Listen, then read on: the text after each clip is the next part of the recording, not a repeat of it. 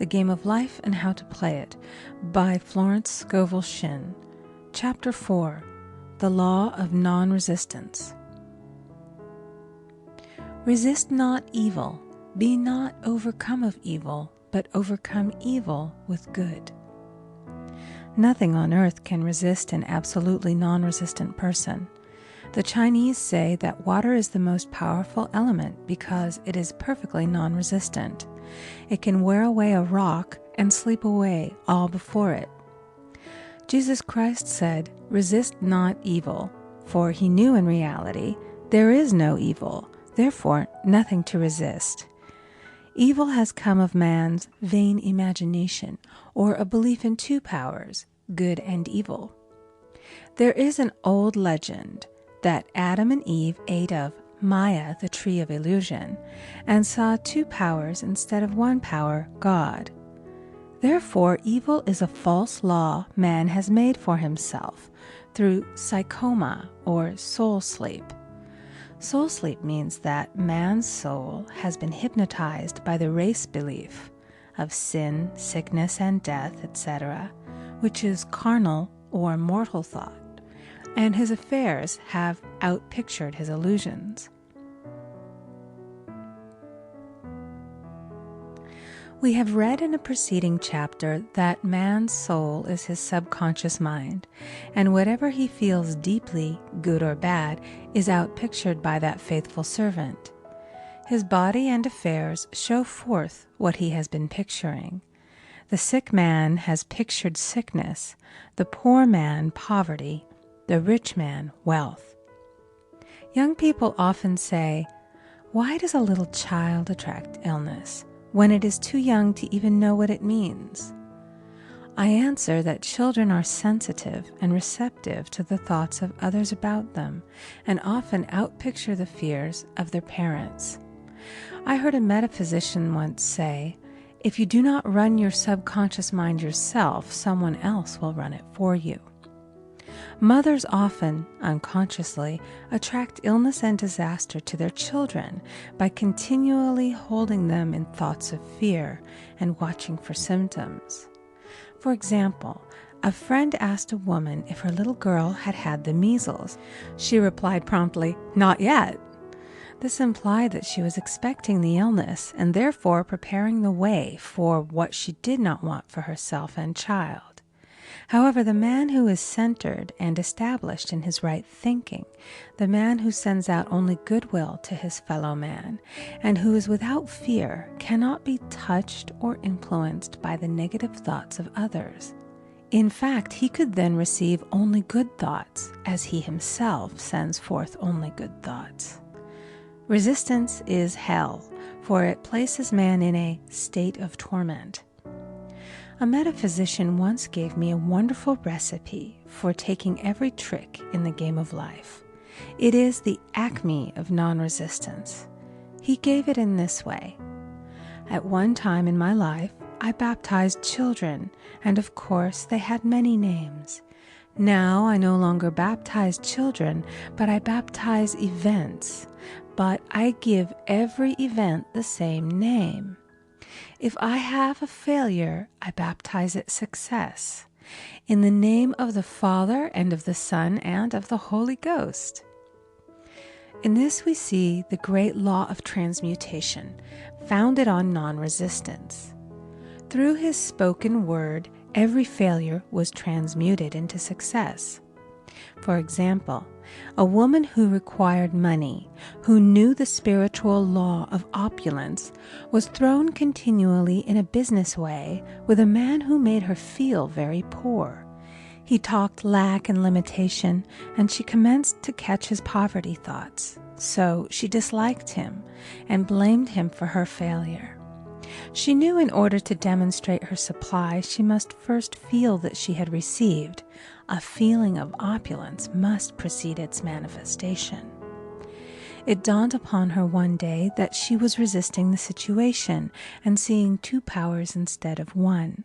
So she blessed the man and baptized the situation. "Success," she affirmed.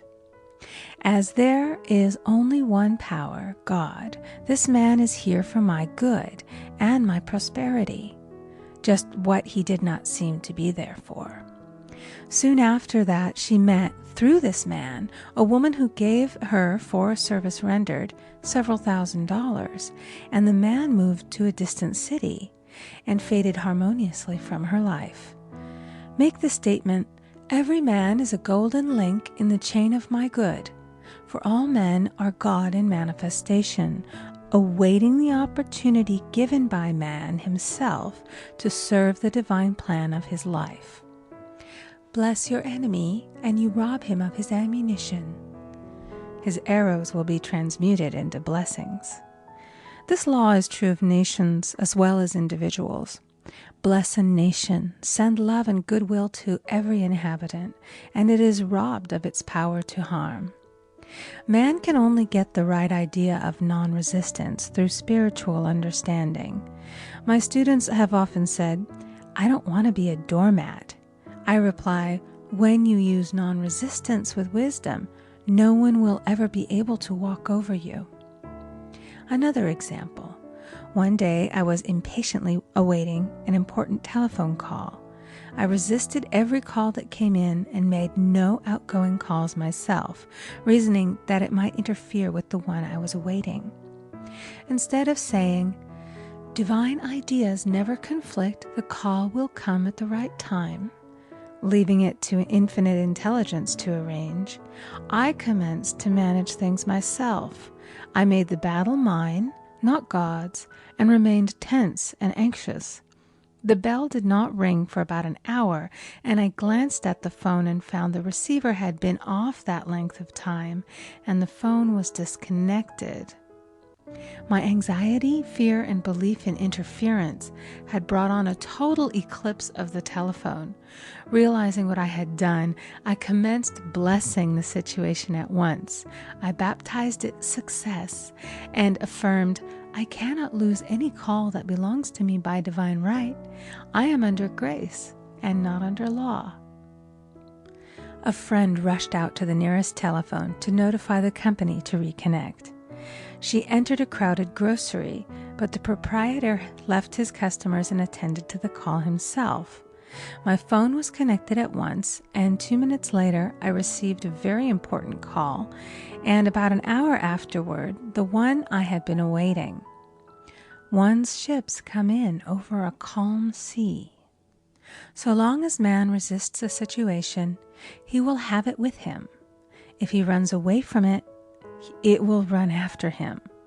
For example, I repeated this to a woman one day, and she replied, "How true that is. I was unhappy at home. I disliked my mother, who was critical and domineering, so I ran away and was married. But I married my mother, for my husband was exactly like my mother, and I had the same situation to face again. Agree with thine adversary quickly." That means agree that the adverse situation is good. Be undisturbed by it, and it falls away of its own weight. "None of these things move me" is a wonderful affirmation. The inharmonious situation comes from some inharmony within man himself. When there is in him no emotional response to an inharmonious situation, it fades away forever from his pathway. So we see man's work is ever with himself. People have said to me, "Give treatments to change my husband or my brother." I reply, "No, I will give treatments to change you. When you change, your husband and your brother will change." One of my students was in the habit of lying. I told her it was a failure method, and if she lied, she would be lied to. She replied, "I don't care. I can't possibly get along without lying." One day she was speaking on the phone to a man with whom she was very much in love. She turned to me and said, "I don't trust him. I know he's lying to me." I replied, "Well, you lie yourself, so someone has to lie to you, and you will be sure it will be just the person you want the truth of." Sometime after that I saw her, and she said, "I'm cured of lying." I questioned, "What cured you?" She replied, "I've been living with a woman who lied worse than I did." One is often cured of his faults by seeing them in others. Life is a mirror, and we find only ourselves reflected in our associates. Living in the past is a failure method and a violation of spiritual law. Jesus Christ said, "Behold, now is the accepted time. Now is the day of salvation." Lot's wife looked back and was turned into a pillar of salt. The robbers of time are the past and the future. Man should bless the past and forget it, if it keeps him in bondage, and bless the future, knowing it has in store for him endless joys, but live fully in the now. For example, a woman came to me complaining that she had no money with which to buy Christmas gifts. She said, "Last year was so different. I had plenty of money and gave lovely presents, and this year I scarcely have a cent." I replied, "You will never demonstrate money while you are pathetic and live in the past. Live fully in the now and get ready to give Christmas presents. Dig your ditches and the money will come." She exclaimed, "I know what to do. I'll buy some tinsel, twine, Christmas seals, and wrapping paper." I replied, "Do that, and the presents will come and stick themselves to the Christmas seals." This too was showing financial fearlessness and faith in God, as the reasoning mind said, "Keep every cent you have, as you are not sure you will get any more." She bought her seals, paper, and twine, and a few days before Christmas received a gift of several $100s. Buying the seals and twine had impressed the subconscious with expectancy and opened the way for the manifestation of the money. She purchased all the presents in plenty of time. Man must live suspended in the moment. Look well, therefore, to this day. Such is the salutation of the dawn. He must be spiritually alert, ever waiting his leads, taking advantage of every opportunity. One day I said continually, silently, "Infinite Spirit, don't let me miss a trick." And something very important was told to me that evening. It is most necessary to begin the day with the right words. Make an affirmation immediately upon waking. For example, "Thy will be done this day. Today is a day of completion. I give thanks for this perfect day. Miracle shall follow miracle, and wonders shall never cease." Make this a habit, and one will see wonders and miracles come into his life. One morning I picked up a book and read, "Look with wonder at that which is before you." It seemed to be my message for the day, so I repeated it again and again. Look with wonder at that which is before you. At about noon, a large sum of money was given to me, which I had been desiring for a certain purpose. In the following chapter, I will give affirmations that I have found most effective. However, one should never use an affirmation unless it is absolutely satisfying and convincing to his own consciousness. And often, an affirmative is changed to suit different people. For example, the following has brought success to many. I have a wonderful work in a wonderful way. I give wonderful service for wonderful pay. I gave the first 2 lines to one of my students, and she added the last 2. It made a most powerful statement, as there should always be perfect payment for perfect service, and a rhyme sinks easily into the subconscious. She went about singing it aloud, and soon did receive wonderful work in a wonderful way, and gave wonderful service for wonderful pay. Another student, a businessman, took it and changed the word to business. He repeated, "I have a wonderful business in a wonderful way, and I give wonderful service for wonderful pay."